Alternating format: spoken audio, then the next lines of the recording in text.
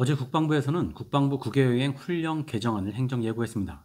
아직 훈령이 개정된 건 아니고 개정안을 사전에 공지해서 그 찬반 의견을 6월 4일까지 듣겠다는 건데 개정 내용을 보면 묘한 게 들어있습니다. 지금까지 국방부는 국내 업체가 공무원의 출장 경비를 대신 내는 출장은 일체 허가하지 않았습니다. 그런데 이번 훈령 개정안에서는 방산 수출 사업 촉진이 목적일 경우 국방부 공무원이 국외 출장 경비를 방산업체가 지원할 수 있도록 바꿨습니다.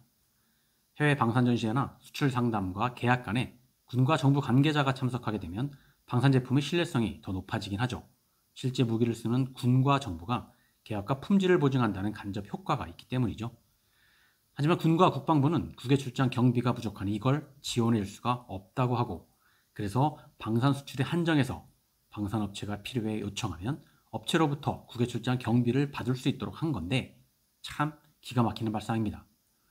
먼저 국방부가 내세운 이번 훈령의 개정 사유를 보면 방위산업 발전 및 지원에 관한 법률, 일명 방위산업 발전법에서 업체가 공무원의 국외 출장 경비 지원이 가능하도록 이미 해놨기 때문에 국방부 훈령도 이걸 허용한다고 했지만 방위산업발전법 어디를 찾아봐도 업체의 공무출장 경비 지원이 가능하다는 조항은 없습니다.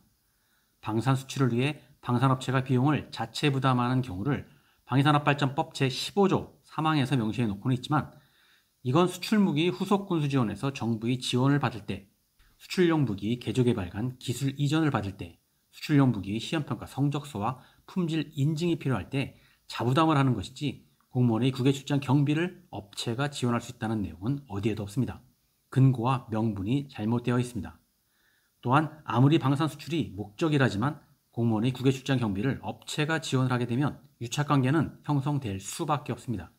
방산의 청렴성이 후퇴하기 시작하는 거죠. 흔히들 방사청이 방산의 실권을 쥐고 있다고 생각하지만 방사청은 단년도 예산 편성과 집행, 계약을 책임지는 기관이고요. 방사청 예산 편성의 근거가 되는 국방중기계획은 국방부가 하고 있습니다. 연도별 생산 물량과 예산 편성의 큰 틀을 국방부가 좌우하고 있는 거죠. 그리고 그런 중기계획의 밑그림은 군과 합참에서 비롯됩니다.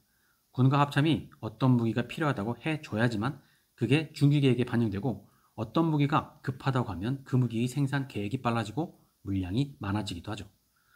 군과 국방부의 결정에 따라 방산업체의 사업이 올해 착수할 수도 있고 내년 혹은 그 이후로 미룰 수도 있는 거고 그에 따라 연도별 매출도 확확 바뀌죠.